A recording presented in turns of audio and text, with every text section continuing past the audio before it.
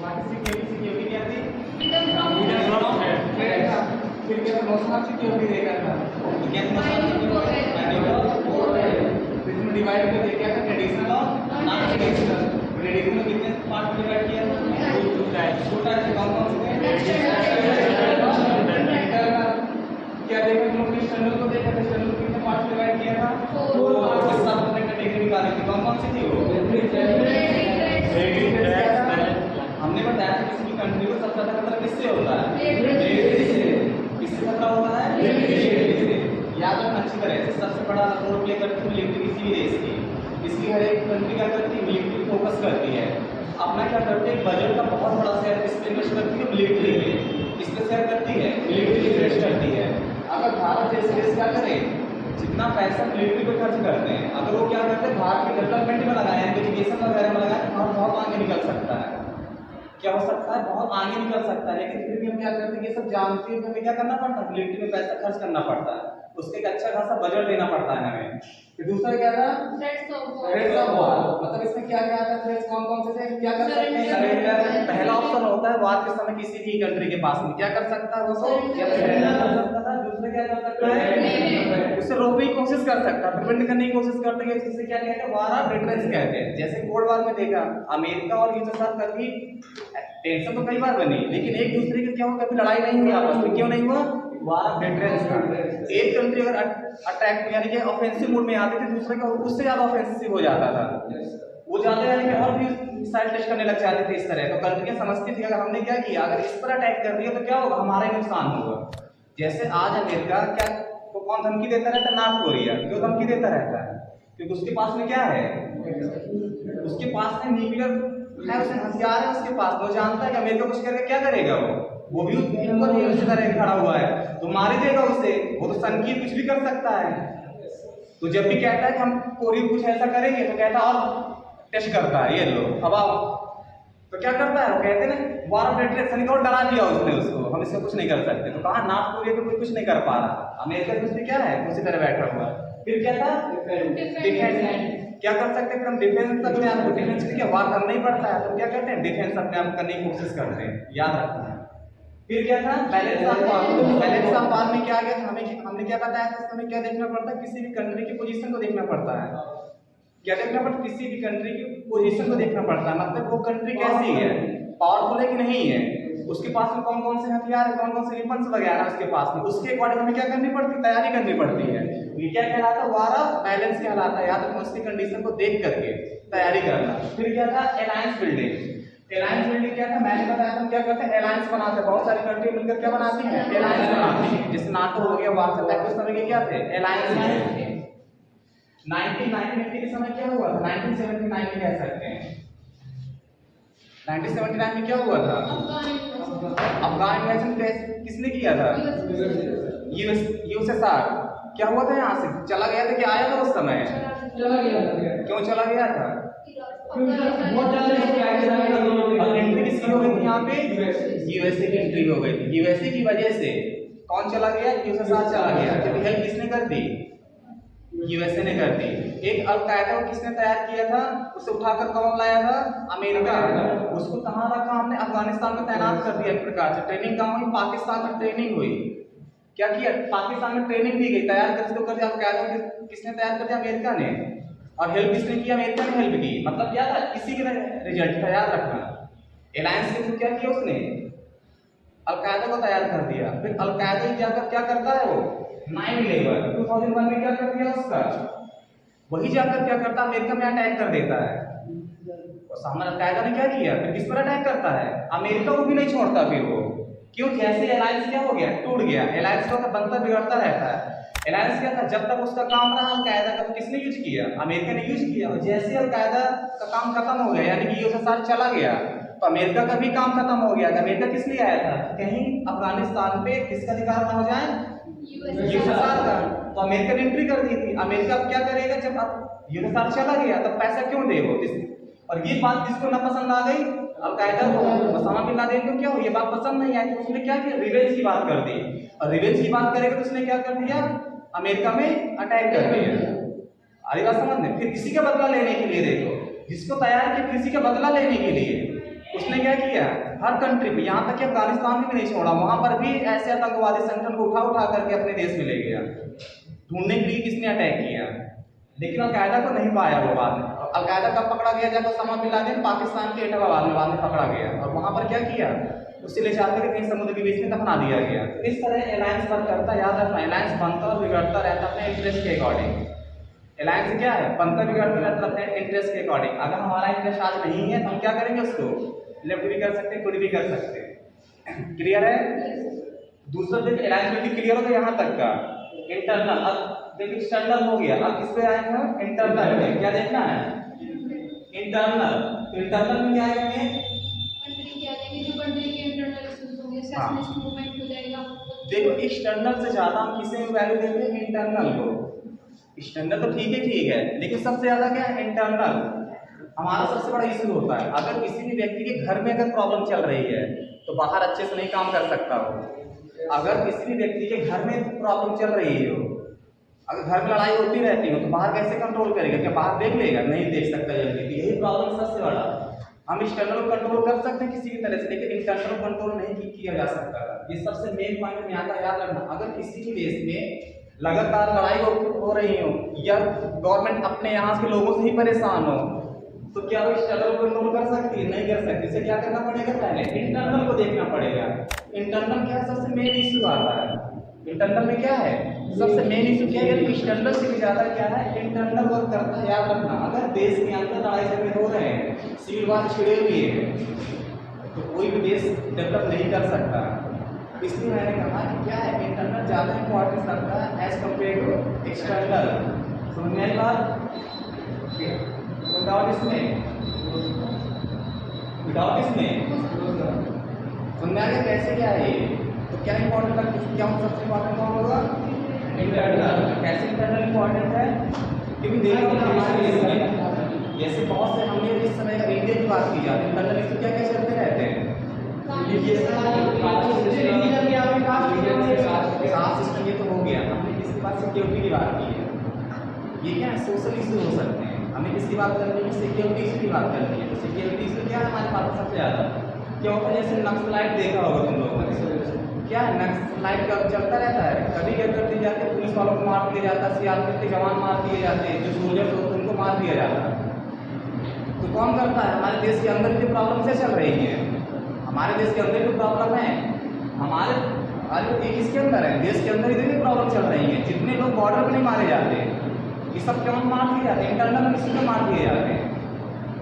यानी देश के बाहर इतना तो नहीं होता जाता, लेकिन हम जितने ज़्यादा टेंशन लिए रहते हैं उसमें कम मारे जाते हैं। लेकिन क्या इंटरनल में करके कितने मार दिए जाते हैं, इंटरनल में क्या है, यानी कितने बात किए जाते हैं वहाँ किसके, इंटरनल में ही। तो क्या है, इंटरनल इशू कंट्रोल करना बहुत ही जरूरी होगा। और इस पर क्या किया गया, इस पर क्या किया गया,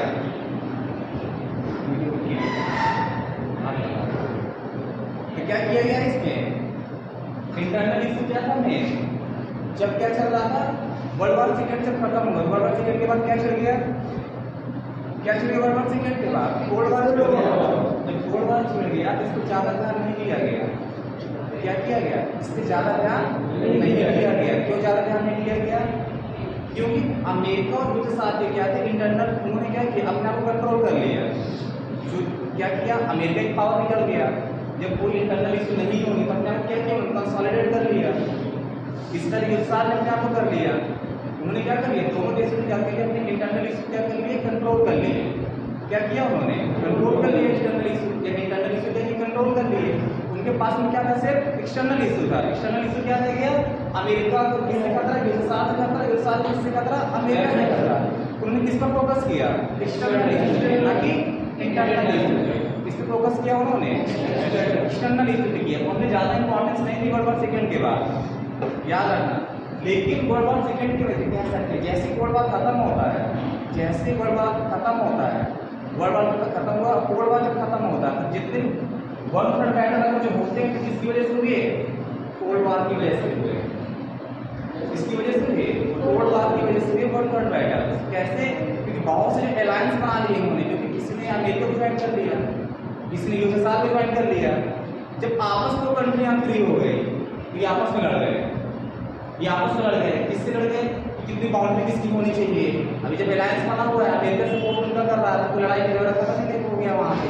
लेकिन जब ये क्या हुई, आजाद हुई, यानी जब आगे बढ़ने की कोशिश करने लग गई, तो क्या हुआ, आपस में लड़ने लग गए। तो ये आपस में कंट्री लड़ गई, मतलब क्या रिलेट किसका था, किसका था, वो कोल्ड वार की वजह से आपस में लड़ी। जैसे मैंने बताया था श्रीलंका और इंडिया की रिलेशन खराब हुई, अमेरिका कहाँ चला आया, श्रीलंका भी चला आ गया। तो क्या था, भले ही आपस में नहीं लड़े, लेकिन लड़ कौन गए, दूसरे देश लड़ गए ना, वो दूसरे देश से तो लड़ाया उन्होंने। क्या होगा, कहीं इसकी वजह से ऐसा हुआ, कोल्ड वार की वजह से हुआ। ये साथ किसके अंदर गया, अफगानिस्तान के अंदर गया, किसके अंदर गया, अफगानिस्तान के अंदर गया। फिर उसने क्या किया, फिर उसने क्या कर दिया, अमेरिका चला आया इसके पास में, आपस में नहीं लड़ रहा है ना वो, एक कंट्री को क्या बनाया, देश बना लिया। क्या किया उन्होंने, लड़ाई झगड़े चालू कर दिए आपस में। क्या किया इन्होंने, लड़ाई झगड़े चालू कर दिए। हुआ ना इस तरह। ये सब क्या देखा तुम लोग इंटरनल इशू कैसे रहेंगे, लेकिन ज़्यादा फोकस नहीं किया गया। ये किससे फोकस करते रहे, एक्सटर्नल पे फोकस करते रहे। क्लियर है यहाँ तक। फिर अब देखो क्या है, ट्रेडिशनल सिक्योरिटी कोऑपरेशन से किसको ट्रेडिंग आएगा। ट्रेडिशनल में क्या क्या आएगा तुम्हारा, ट्रेडिशनल क्या होता है, जो हमेशा से फॉलो करते चले आए हैं। यानी ट्रेडिशनल में क्या होता है, जो हमेशा से चले आए, जिस चीज़ को हमेशा से फॉलो करते चले आए होंगे, उससे क्या कहते हैं, ट्रेडिशनल सिक्योरिटी कोऑपरेशन। जब यहाँ पर क्या है, कोऑपरेशन लगा हुआ है, यानी कि सहयोग की बात नहीं करी गई, याद रखना है यहाँ पे। फिर देखो क्या होता है, डिसआर्मामेंट की बात आती है। यहाँ पर क्या किया गया, निशस्त्रीकरण की बात आती है। निशस्त्रीकरण मतलब क्या था, हमें क्या करना, हाँ निशस्त्रीकरण मतलब जो भी हथियार हो हमारे को क्या कर देना पूरी तरह से। क्या कहते हैं, डिसआर्मामेंट मतलब कि हथियार वगैरह ना कुछ बढ़ाना, हम क्या कर, जो हथियार उनकी भी क्या कर देना, खत्म कर देना। ये क्या कहलाता है, डिसआर्मामेंट कहलाता है। ये कब साइन हुआ था, 1972 में कह सकते हैं। 1972 से कब आया चालू, 1972 डिसआर्मामेंट की बात आती है, याद रखना। इसी में क्या किया गया था, 1972 में क्या किया गया, BWC मतलब क्या हो गया, बायोलॉजिकल वेपन कन्वेंशन। क्या हुआ, 1972 में कौन सी ट्रीटी स्टार्ट की गई, लेकर के आया गया, प्रपोजल लेकर के आया गया, उसे क्या नाम दिया गया, BWC का फुल फॉर्म क्या होता है, बायोलॉजिकल वेपन कन्वेंशन। क्या होता है, बायोलॉजिकल वेपन कन्वेंशन। अरे बात समझ कि बायोलॉजिकल वेपन नहीं कोई बनाएगा, एक संधि यहाँ पर की गई। क्लियर हुआ, ये यूएनओ लेकर के आएगा, उस तरह का ऑर्गेनाइजेशन का वर्क करेगा ना, जिससे साल्ट वगैरह देखा, NPT वगैरह तुम लोग देखा था, इसी की बात की जा रहा है यहाँ पे। यहाँ पर क्या स्पेशल की बात की जा रही है, कोई बायोलॉजिकल वेपन्स नहीं बनाएगा। क्या नहीं बनाएगा, बायोलॉजिकल वेपन्स वगैरह, जिसको हमने क्या शॉर्ट फॉर्म क्या दे दिया, BWC। फिर इसी तरह 1992 में क्या लेकर के CWC, क्या लेकर के, ये क्या होगा, केमिकल वेपन कन्वेंशन। क्या बनाए जाते हैं, होते थे केमिकल वेपन्स होते थे, छोड़ दिए जाते हैं एयर में तो बर्बाद कर देते किसी व्यक्ति को। तो क्या है, केमिकल वेपन कन्वेंशन लेकर आए, कब लेकर के आए वो, 1992 में। NPT जो 1960 क्या पढ़ा था तुम लोगों ने, क्या था, आप किसका सदस्य नहीं है, किसका सदस्य नहीं है। ये क्यों लेकर के आया गया था इस समय, क्योंकि 1968 के आसपास क्या किया गया था, जितने देश क्या कर चुके, परमाणु हथियार रख चुके थे, जिन्होंने न्यूक्लियर टेस्ट कर लिया था, तो वो तो हथियार रख सकते थे। लेकिन इसके बाद जो देश क्या करेगा, इसके बाद कोई देश न्यूक्लियर वेपन नहीं, हथियार टेस्ट नहीं कर सकता था। लेकिन भारत ने कर दिया, 1970 कब किया भारत ने, पहले कौन ने किया, 1998 में कर दिया भारत ने। हम इसके सदस्य नहीं थे, इसलिए हमने टेस्ट कर लिए। लेकिन जो देश इसके पहले रख चुके थे, उनके लिए ट्रीटी फॉलो नहीं होती, वो रख सकते थे। अमेरिका ब्रिटेन वगैरह क्या कर सकते थे, वो रख सकते थे, क्योंकि इसके पहले उन्होंने कर लिया था। चाइना क्या कर रख सकता था, ये तो ऐसा किया गया। अरे बात समझ में, ये क्या किस तरह के उस समय संधियां लेकर के आया गया यहाँ पे। तो यहाँ पर क्या हुआ, अमेरिका जैसे देशों ने क्या किया, हम किसकी बात कर, डिसआर्मामेंट की बात कर रहे हैं। क्लियर हो गया, ये सब साइन किए गए। फिर क्या है, आर्म्स कंट्रोल। आर्म्स कंट्रोल की बात क्या है, मतलब क्या किया, हथियार वगैरह बनाने में कंट्रोल आ गया। कैसे कंट्रोल आया, ये तो हमने साइन ही करा लिया। साइन कराने के साथ साथ क्या था, सबसे ज्यादा हथियार बना रहे थे देश में, कौन बना रहे थे, एक अमेरिका था, दूसरा कौन था, यूएसएसआर था। कौन था, अमेरिका था, यूएसएसआर था। ये देश क्या कर रहे थे, एक दूसरे की ओर में क्या कर रहे थे, हथियार बना प्रोड्यूस करते चले जा रहे थे, वेपन्स वगैरह। तो इन्होंने क्या किया, आपस में क्या किया, आर्म्स कंट्रोल करना चालू किया कि क्या करेंगे, ठीक है अब हम नहीं करेंगे ज़्यादा टेस्ट, क्या नहीं करेंगे, ज़्यादा टेस्ट नहीं करेंगे, कंट्रोल करेंगे अब। तो ये आपस में एग्रीमेंट हुआ इनका। ये क्या हुआ, क्या हुआ ये आर्म्स कंट्रोल, इससे क्या है आर्म्स कंट्रोल, क्लियर हो आर्म्स कंट्रोल किया था, दोनों देशों ने क्या किया, अब हथियार बनाना कंट्रोल करेंगे, बनने का कंट्रोल करेंगे, बंद तो नहीं करेंगे लेकिन क्या कर जो अभी तक बनाते चले जा रहे हैं, अब क्या करेंगे कंट्रोल करेंगे उस पर, तो ये किया गया। फिर क्या था कॉन्फिडेंस बिल्डिंग, इससे समझ अच्छी तरह से कॉन्फिडेंस बिल्डिंग क्या है। कॉन्फिडेंस बिल्डिंग क्या होती है, कॉन्फिडेंस बिल्डिंग क्या है, विश्वास, किससे विश्वास बनाना है, किसी दूसरे देश के साथ विश्वास बनाना है। कैसे किसी दूसरे देश के साथ विश्वास बनाएंगे, जैसे होता क्या है हर साल क्या होता है, जैसे इंडिया और पाकिस्तान, एग्जाम्पल समझना अच्छी तरह से, इंडिया और पाकिस्तान क्या करते हैं अपने जहाँ जहाँ हम लोग ने, जैसे हमारे परमाणु बम यहाँ रखा हुआ है न्यूक्लियर, तो हम क्या करते हैं इंफॉर्मेशन शेयर करते हैं।